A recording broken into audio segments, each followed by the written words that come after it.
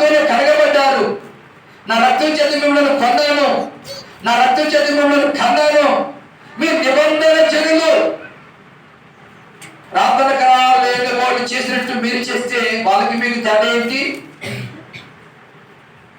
రక్షణ పొందలేని వాళ్ళు చేసినట్టు మీరు చేస్తే వాళ్ళకి మీకు తేడా ఏంటి? అందుకే అది కానీ అది ఇది తాగకూడదు అని చెప్పుకొచ్చి, అది తినకూడదని చెప్పుకొచ్చి ఎందుంటున్నాడు? వారు అర్పించేదట దెయ్యానికే గాని దేవుడికి కాదు. మరి దేవుడికి అర్పించేది తింటున్నాం, అది దెయ్యానికి అర్పించేది తింటున్నాం. మేము క్రైస్తురాలు, మేము క్రైస్తుడు, మేము దేవుని బిడ్డము.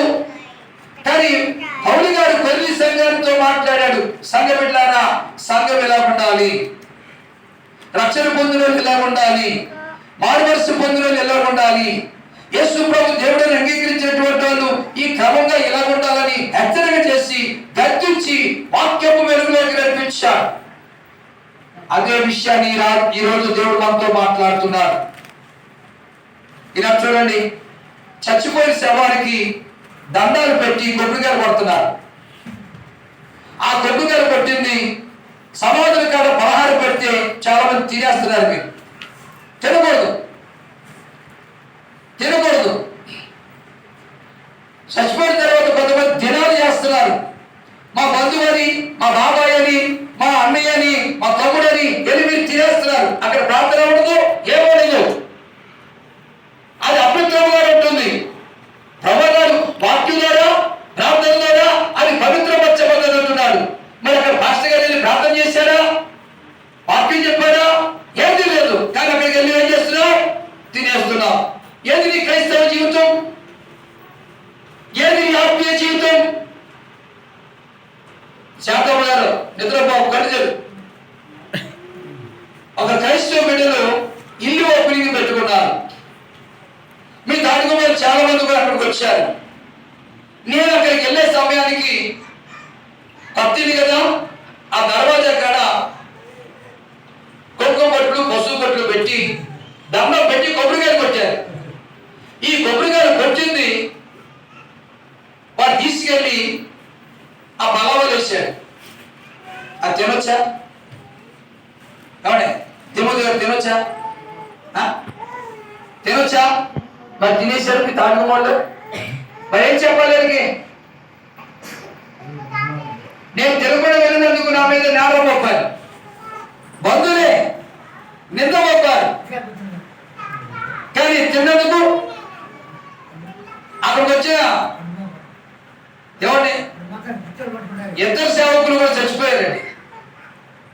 బంధువుని తినేశారు. శాంతం గారు కూడా తినేసింది.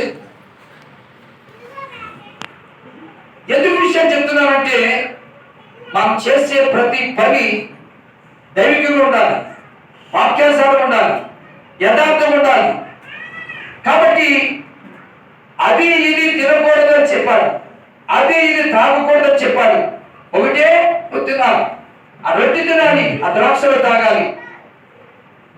అది తింటా ఇది తింటా అంటే దేవునికి ఇష్టము కాదు. ఒక ఆయన ఒక వాక్యం చెప్పుకొచ్చాడు. ఈనాడు మనుషులు ఎందుకు దరిద్రులు అవుతున్నారు, మనుషులు ఎందుకు ఆశీర్వాదాలు పోగొట్టుకున్నారంటే